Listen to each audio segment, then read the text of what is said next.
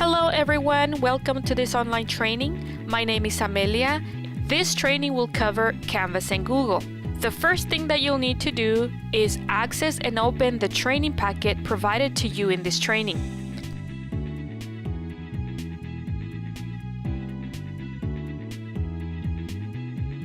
The next thing that you'll need to do is enable your Google account into your Canvas account. You're going to log into Canvas. Make sure that you have your @CVUHSD Gmail account open on a new tab, and you have also logged into Canvas in a new tab. You need to be logged into both. In Canvas, select the account option, select Settings. You might already have the Google Drive account already in your registered services.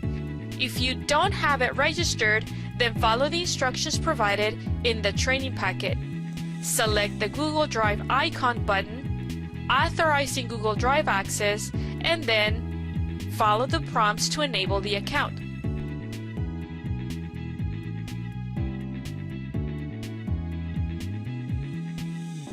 In Canvas, you are able to adjust the course navigation in order to help students navigate the course. Too many options in the course navigation is a bad idea. This is where less is more. It's the key. Display only what the students need to navigate the course. In this example, we have the course navigation. All of the course navigation options are enabled by default. The teacher will need to go in there and adjust it to meet the needs of the course and the students. Let's take a look at this in Student View and see how confusing it can be. As a student, if I visit this Canvas course, I do not know where to go, what to click, or what to do. This is why it's important for the teacher to adjust the course navigation to only show what the student needs. You want to direct the focus and the learning to specific tabs. You definitely want to have the Home tab and the syllabus, and you also want to enable modules. Let's learn how to do this. Back in our training packet, you are able to go into the Home tab for that course, the Settings, and select the Navigation tab and drag and drop as needed. Then you want to save it. Going back to my Canvas course, I'm going to exit the Student View. As a teacher, I'm going to select Settings and begin to adjust this. I do not want any of these whatsoever, so all you do is drag and drop whatever you don't need. There you go. Now I have Home, Announcements, Syllabus, and Modules, and you can save it. You can always return and enable what you need for your students by going back in there and enabling, for example, Kahoot. Let's say for a particular day, you're going to have a Kahoot game for the students and you need to enable it. But for the most part, if you're not using it, it is not recommended that you leave it up there the entire time. Don't forget to save for all changes to apply. Now let's take a look at this on Student View. Now I can see there is a home page, a syllabus, and modules. I have a better idea of how to navigate this course because now I am not lost on the many options that the teacher had previously. I can select either the syllabus or the modules. Now I can find my way on what I need to do as a student. Remember, the key is less is more for the course navigation.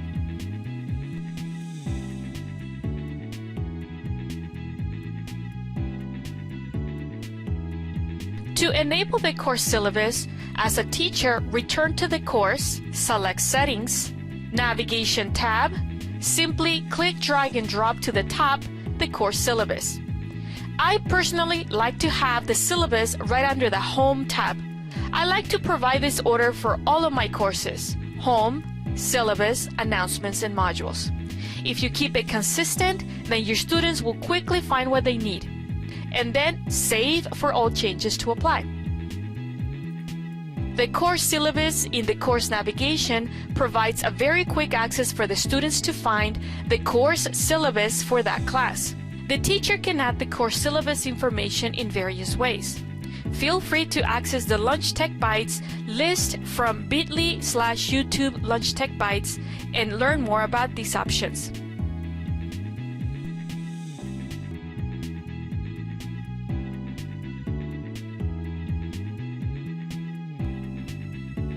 Next, we're going to review how to add modules and also content items to your Canvas course.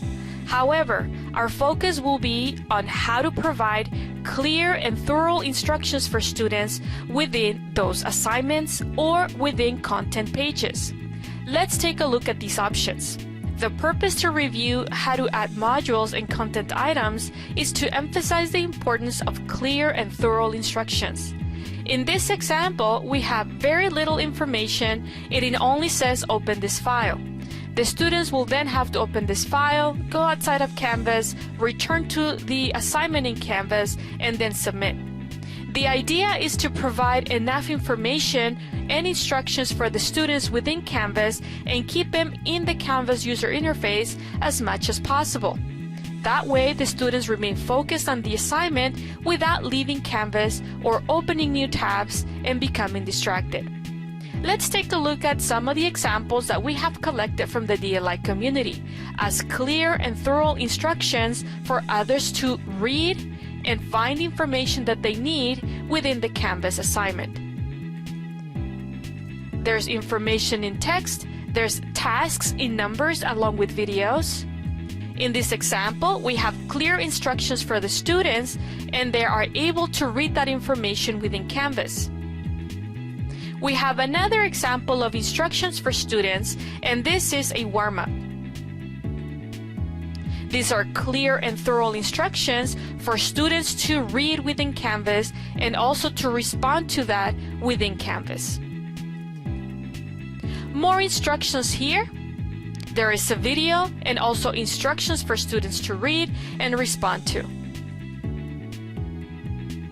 Here are other instructions for students. Submitting an assignment, there are instructions, there is a button to open that in a new window, but once again, it is not a 1 or 2 word or just a hyperlink to take them outside of Canvas.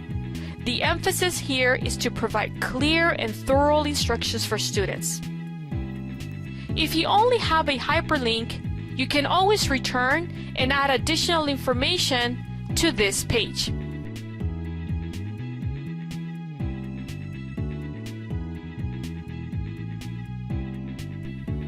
Feel free to reference the training material for a step-by-step tutorial on how to set up all of the content items. You can always access more resources, Google Doc, bit.ly/LunchTechBytes list.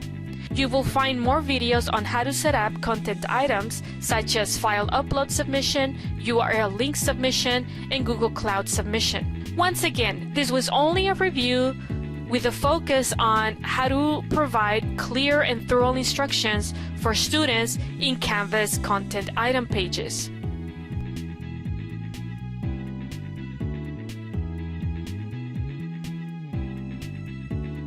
Next, we're going to take a look at the Rich Content Editor in Canvas and how to use the Google Apps option to embed items within Canvas.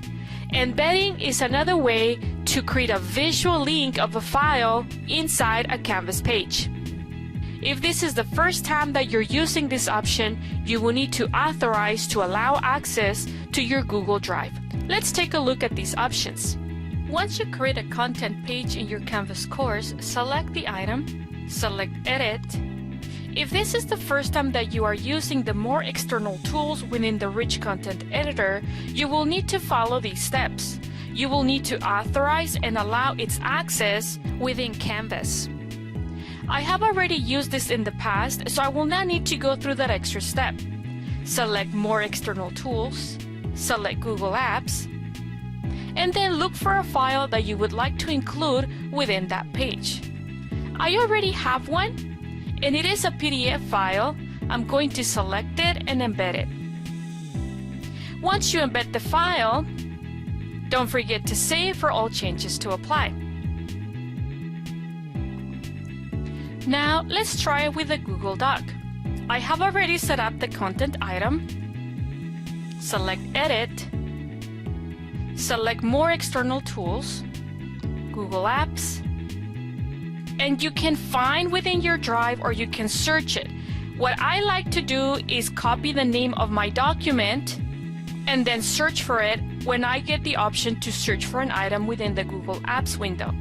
Once I find it, I embed it. You're gonna see all of the editing tools within that Google Doc in that file. Don't forget to save for changes to apply.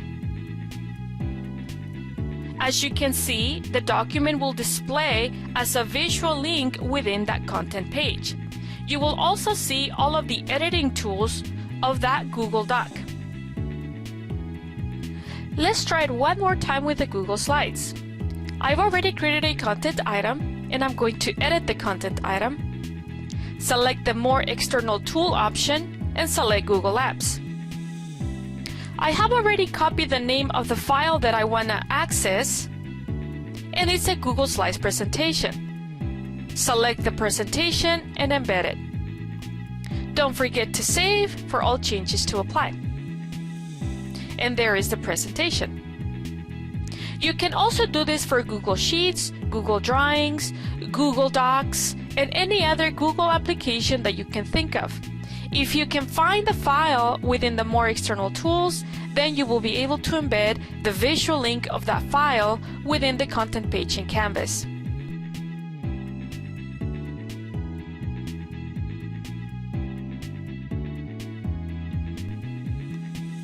Next, we're going to cover Canvas, Gradebook, and SpeedGrader. If the teacher has set up assignments and students have submitted the assignments through Canvas, the teacher will have the option to access the assignment to grade it in various locations. Here I have my Canvas course, and I have the option to grade the assignments through the course navigation. I also have the option to select it from the to-do tasks. Another place where you can access the SpeedGrader is through the actual assignment.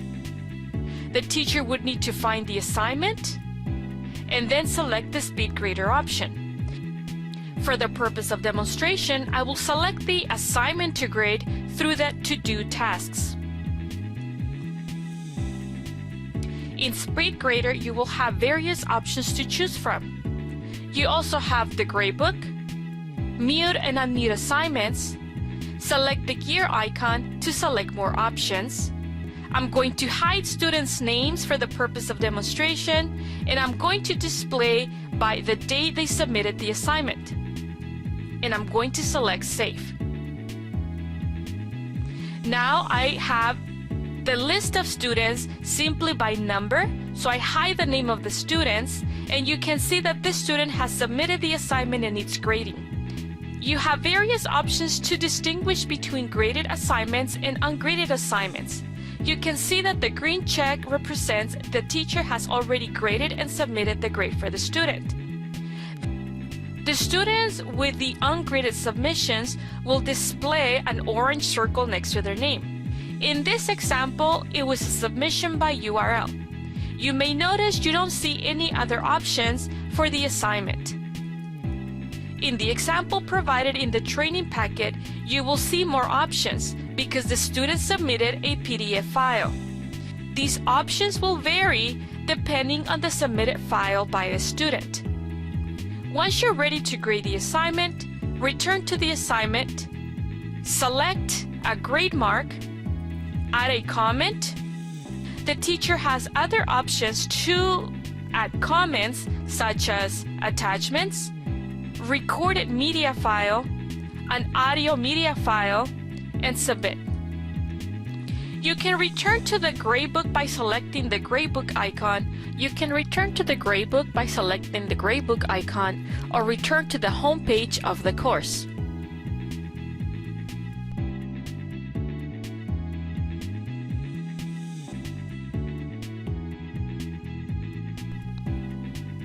Feel free to explore the many options within the gradebook. The Canvas gradebook will provide various options for you to explore. Gradebook, View, and Actions. There's also a gear setting that will allow you to set late policies. You can always explore these and other options and experiment as needed to meet the needs of your course and your students. When you hover your mouse over the assignment, you will see the ellipsis icon. Select it and view the various options for that particular assignment. Feel free to explore these and other options within the gradebook.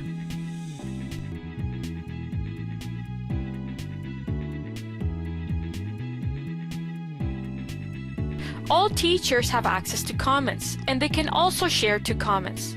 You can share assignments, modules, quizzes, or individual pages, as well as discussions into the Canvas Commons. For example, if I select the assignment, I have the option to select it from the ellipsis icon to share to Commons. To share a module, you select the drop-down ellipsis icon and select Share to Commons. If you select the settings, you can share the entire course into Commons and then select Share to Commons. In this example, I will demonstrate how to share a page into Commons. I select the page that I want to share to Commons. I select the ellipsis icon, Share to Commons, fill out all the necessary information, and then select Share. You can select to share only me, all of Centinela, or make it public. The best practice for the license is to select CC Attribution Non-Commercial Share Alike. You will need to fill out all the necessary information and then share it to Commons. If you have previously shared to Commons, you will find it under the Shared option. Once you share to Commons, you will be able to find your shared resources under the Share tab. If you decide not to share it anymore, you can always return to that icon and select the option Remove from Commons. Feel free to explore Commons as a resource to get content and also to share content.